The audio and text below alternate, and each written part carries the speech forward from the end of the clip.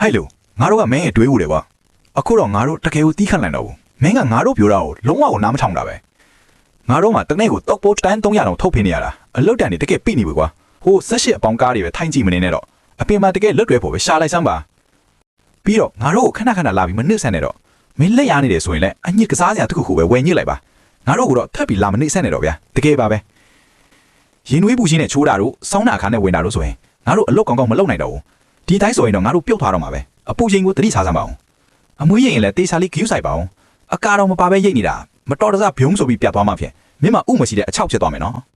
ငါတော့ခါနာတာကိုတတ်တာစီဖို့ဒီဇိုင်းထုတ်ထားတာပါဒါပေမဲ့ငါဘဝမှာခါဆိုတာကလေငါတကယ်တမ်းနောက်ဆုံးမှကြည့်တွေ့ရမယ့်နေရာဖြစ်နေတယ်ငါကိုဘသူတွေဘလို့တုံးနေကြတာလဲစဉ်းစားယူနေတယ်ငါဘဝကအတိပဲမဲ့နေပြီငါကကလေးလေးတွေရဲ့အသားအရည်နူးညံ့ချောမှုဖို့မွေးဖွားလာတာပါဒါပေမဲ့တကယ်ကလေးတွေကိုထိတွေ့ရမယ့်အစားလူဖြစ်ခွင့်မရတော့တဲ့တန်းပေါင်းများစွာသောမျိုးစေ့တွေကြားမှာပဲ